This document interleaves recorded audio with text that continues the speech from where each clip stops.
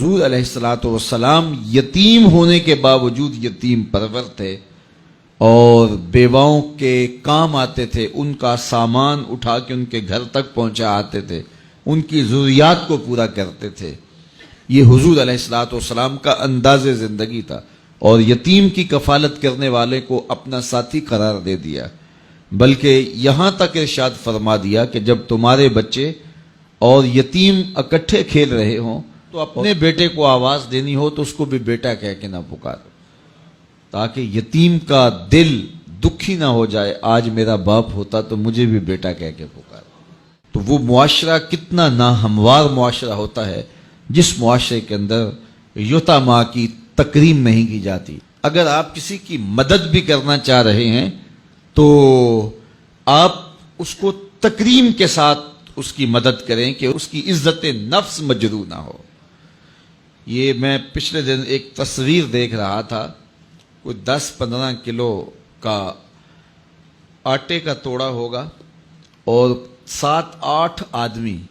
اس کو ہاتھ لگائے ہوئے تھے اور ایک خاتون وصول کر رہی تھی، اور کسی اخبار میں وہ تصویر چھپی۔ میں کہتا ہوں کہ اگر اللہ نہ کرے تمہاری بیٹی کو یوں مجبور ہونا پڑ جائے تو کیا تم یہ گوارا کرتے ہو؟ تو جب تم خود گوارا نہیں کرتے تو کسی کی بیٹی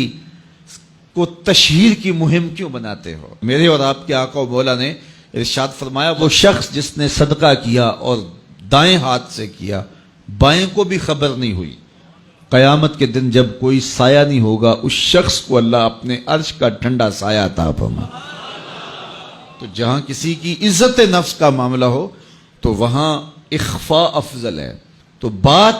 یتیم کی، لاچار کی، غریب کی، پریشان حال کی، آشفتہ سر کی مدد کی نہیں ہے، بلکہ اس کی تکریم کی ہے۔ تو قرآن نے کہا کلا بل لا تکرمون الیتیم، تمہاری پسماندگی اور ذلت اور بے چینی، رسوائی اور رحمت الہیہ سے محرومی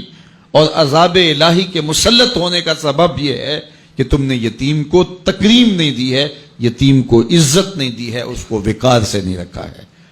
تو یتیم کی کفالت کا درس دیا تو سورہ ماعون کے اندر اللہ تعالیٰ نے فرمایا فَذَلِكَ الَّذِي يَدُعُّ الْيَتِيمَ وَلَا يَحُضُّ عَلَىٰ طَعَامِ الْمِسْكِينِ، اور مسکین کو کھانا کھلانے کی تحریص نہیں دلاتا، کسی کو آمادہ نہیں کرتا، کسی کو ابھارتا نہیں ہے۔ اس میں 2 چیزیں بیان ہوئی ہیں، ایک تو یہ ہے کہ یتیم کو کھانا کھلانا، مسکین کو کھانا کھلانا، لاچار کو کھانا کھلانا اگر توفیق ہو تو از خود پیش کرے، لیکن اگر یہ توفیق نہیں ہے تو بندہ اس سے بری ذمہ ہو جائے کہ مجھے تو توفیق نہیں ہے، میں کیوں کروں،